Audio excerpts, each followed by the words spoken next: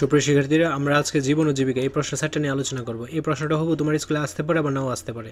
এটা জাস্ট তুমি practice purpose প্রশ্ন হিসেবে প্র্যাকটিস করে নাও যে তুমি বার্ষিক পরীক্ষার জন্য কতটুকু প্রিপেয়ার্ড সেটা যাচাই করে নাও।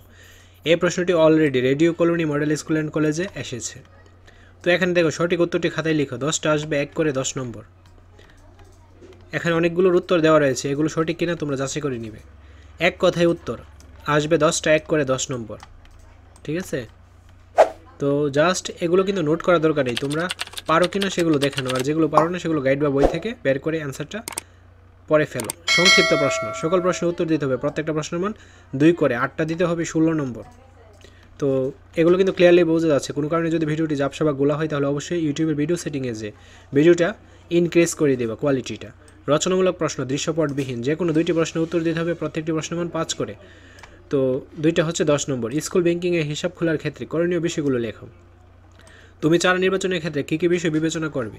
সঞ্চয় বলতে কী বোঝো? মানব জীবনে সঞ্চয়ের গুরুত্ব লেখো। ব্যাকওয়ার্ড প্ল্যানিং কি, এ সম্পর্কে যা জানো লিখো।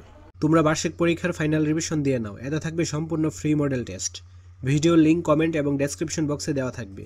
আজ এই ক্লাসগুলো বুক করে। রচনামূলক প্রশ্ন, দৃশ্যপট নির্ভর, যে কোনো 3টি প্রশ্নের উত্তর দাও। তো প্রত্যেকটা প্রশ্নের মান 8 করে, 3 8 24 নম্বর। এরকম টাইপের আর অনেকগুলো প্রশ্নের সেট কিন্তু ইউটিউবে আপলোড করেছি, তোমরা প্র্যাকটিসের জন্য ওইগুলো ভালোভাবে দেখে নিবে, তাহলে বেস্ট একটা প্রস্তুতি তোমরা পেয়ে যাবা।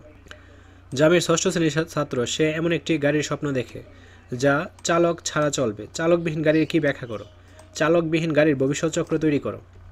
তুমি তোমার একটি পছন্দের জিনিস কিনতে চাও, কিন্তু তুমি বুঝতে পারছো না কিভাবে কিনবে, কিন্তু তোমার বড় ভাই বলল সঞ্চয়ের কথা। সঞ্চয় কি, তুমি কিভাবে সঞ্চয় করতে পারো তার বিবরণ লেখো। সঞ্চয়ের গুরুত্ব উল্লেখ করো।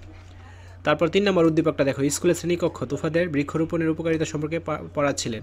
পাঠ থেকে উৎসাহিত হয়ে সে তার বারান্দায় কিছু গাছের চারা লাগালে বলে ঠিক করেছে। তোফা তার বারান্দায় গাছের চারা লাগানোর জন্য কোন ধরনের পাত্র ব্যবহার করতে পারবে? তোফা তার বারান্দার জন্য কী ধরনের চারা সংগ্রহ করতে পারবে বলে মনে করো? সুমন তার বাড়ির আঙ্গিনে কিছু আম গাছ লাগানোর পরিকল্পনা করেছে। সে এলাকা নার্সারি থেকে বেশ ভালো জাতের কিছু আমের চারা নিয়ে আসে। আম গাছে চারা রোপণের জন্য সুমন কীভাবে গর্ত তৈরি করবে ব্যাখ্যা করো। আম গাছের চারাগুলো সে কীভাবে মাটিতে রোপণ করবে তা ধাপে ধাপে লেখো। তো এই প্রশ্নগুলো কিন্তু ক্লিয়ারলি বোঝা আছে, এটা জাস্ট প্র্যাকটিস পারপাস প্রশ্ন, কিন্তু এটা থেকে যে পরীক্ষায় 100% কমন পড়বে বা হুবু কমন পড়বে এর কিন্তু কোনো গ্যারান্টি নেই। ঠিক আছে, এটা তোমাদের পরীক্ষায় আসতে পারে আবার নাও আসতে পারে।